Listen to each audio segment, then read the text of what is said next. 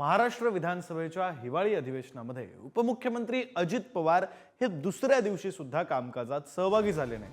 मागील 48 तासांपासून अजित पवार हे कोणालाही भेटलेले नाहीत। वक्तशीर शिस्तप्रिय असे अजित पवार यापूर्वी कधीही मोठ्या कारणाशिवाय सभागृहात अनुपस्थित राहिलेले नाहीत। मात्र यावेळी त्यांच्या अनुपस्थितीचं कारण हे त्यांच्याच पक्षातील ज्येष्ठ नेते छगन भुजबळ हे असल्याच्या चर्चा आता रंगू लागल्यात। छगन भुजबळ यांनी पुकारलेलं बंड हे अजित पवार यांना डोईजड होतंय आणि त्यामुळे अजित पवार नाराज असल्याच्या चर्चांना उधाण आलंय। 2 दिवसांपासून नॉट रिचेबल असलेले उपमुख्यमंत्री अजित पवार हे आज कार्यकर्त्यांना भेटण्याची शक्यता आहे।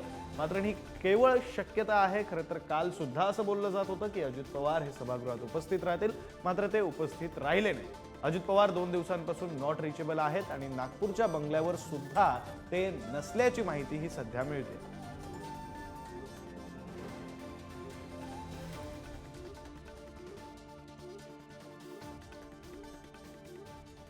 आपले प्रतिनिधी जितेंद्र शिंगाडे आपल्या सोबत आहेत। अधिकचा तपशील त्यांच्याकडून घेऊया। जितेंद्र, खरं तर आज अजित पवार हे कार्यकर्त्यांना भेटतील अशी शक्यता वर्तवली जाते। काल सुद्धा हीच शक्यता वर्तवली गेली होती, अजित पवार सभागृहात येतील, आपलं म्हणणं मांडतील। काल तसं घडलेलं दिसत नाहीये, आज काय होऊ शकतंय?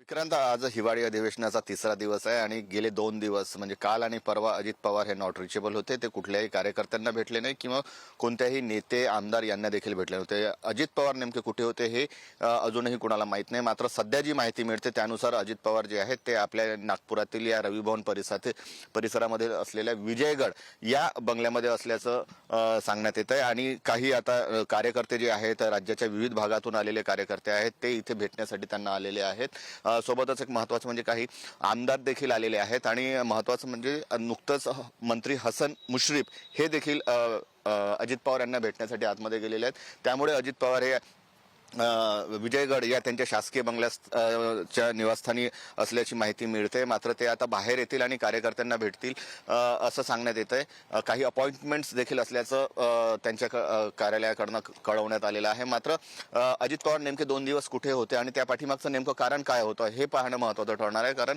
अजित पवार सहसा असे नॉट रिचेबल किंवा आपल्या कार्यकर्त्यांना न भेटण्यासाठी कधीही कुठे जात नाही।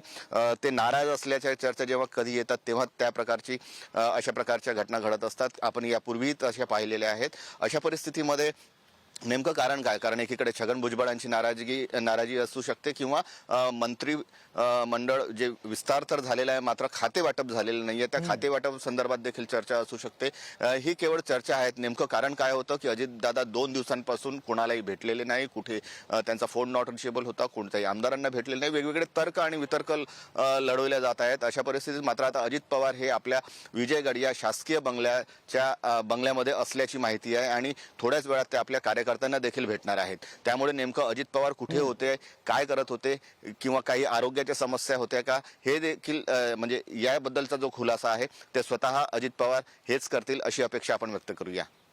खरंय जितेंद्र, त्यामुळे तुम्ही म्हणताय त्याप्रमाणे अजित पवार आज कदाचित कार्यकर्त्यांना भेटतील। कदाचित 2 दिवस ते का म्हणून माध्यमांसमोर आले नाहीत याबद्दलचं स्पष्टीकरण सुद्धा देतील। मात्र ते कारण समजून घेणं फार गरजेचं आहे, कारण अजित पवारांसारखा नेता ज्यांना आपण उत्तम प्रशासक म्हणतो ते अधिवेशनाच्या काळात सभागृहात येत नाहीत, असं फार क्वचितच घडतं। धन्यवाद तुम्ही दिलेल्या सविस्तर माहितीसाठी।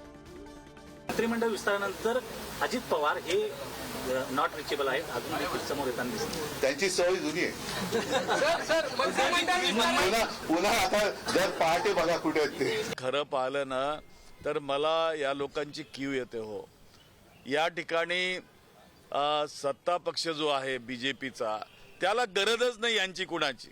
महायुती नावासाठी महायुती आहे, यांनी अजूनही विचार करावा।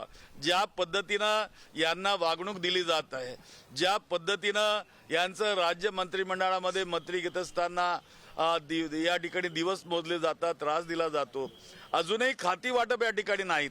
यावरून यांनी समजून घेतलं पाहिजे की त्यांना यांची गरजच नाही मुळात आणि तरीही ते केविलवाणेपणे सत्तेसाठी हपापलेले आहेत। आश्चर्य वाटते। माझ्या माहितीप्रमाणे काल अजितदादा हे पूर्ण दिवस बंगल्यावरच होते, त्यांच्या निवासस्थानीच होते। पण तरी देखील बाहेर बोर्ड लावला गेला होता की दादा उपलब्ध नाहीत। मला माहित नाही, भुजबळ साहेबांच्या रागाला बळी पडायला नको, भुजबळ साहेबांचा राग हा ओढवून घ्यायला नको।